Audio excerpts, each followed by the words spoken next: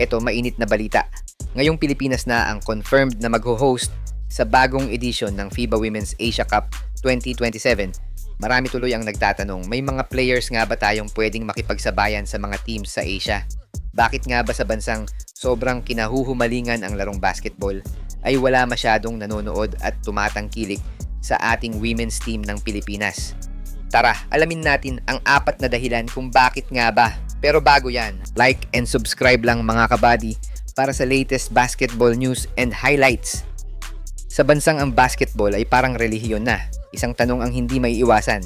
Bakit tila laging nasa spotlight ang Gilas men, habang tila nakakalimutan naman ang Gilas women? Hindi ito dahil sa kakulangan ng talent o puso.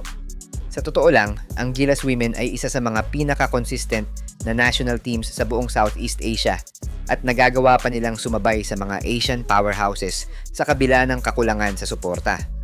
Pero, bakit tila hindi sila kasing sikat o kasing tanggap ng fans? Narito ang ilang malalalim na dahilan kung bakit mas kaunti ang atensyon na natatanggap ng Gilas women kumpara sa Gilas men. Number 1. Cultural bias at gender stereotypes. Hindi maikakaila. Ang basketball sa Pilipinas ay matagal nang kinikilala bilang sports na panlalaki.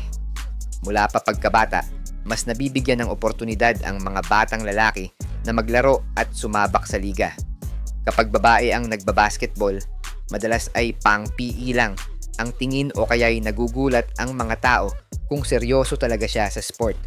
Dahil dito, ang perception ng mga tao ay palaging mas exciting o mas competitive ang men's basketball.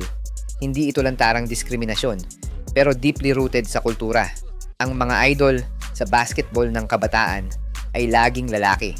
Sila Kobe, Jordan, LeBron, Steph. Kaya kahit lokal na eksena, lalaki pa rin ang mas kinikilala. Number 2. Kulang sa media exposure at promotion. Kailan ka huling nakapanood ng Gilas Women Game sa TV o YouTube? Kung hindi mo maalala, hindi ka nag-iisa. Ang mga laban ng Gilas men, kahit friendly lang, ay may live coverage, commentators, highlight reels at social media buzz.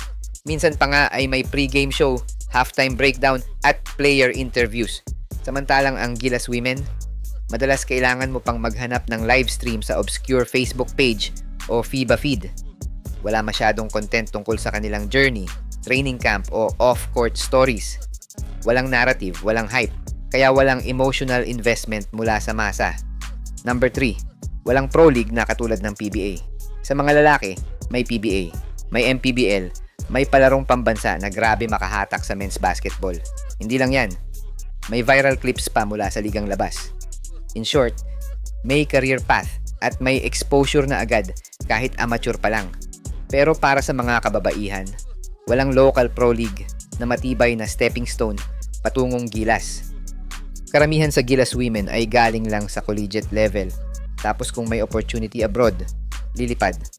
Wala ring malaking liga na nagtutuloy-tuloy ng careers nila dito sa Pilipinas, kaya hindi rin sila nakikilala ng mga Pinoy.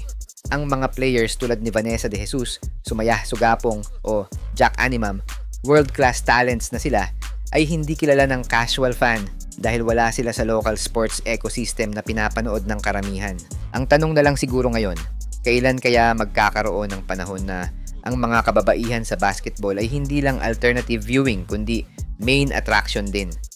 Habang lumalaban ang Gilas women sa mga international tournaments tulad ng FIBA Women's Asia Cup at Jones Cup, sana ay mas marami sa atin ang sumuporta. Dahil kung hindi natin sila papansinin, sino pa, diba?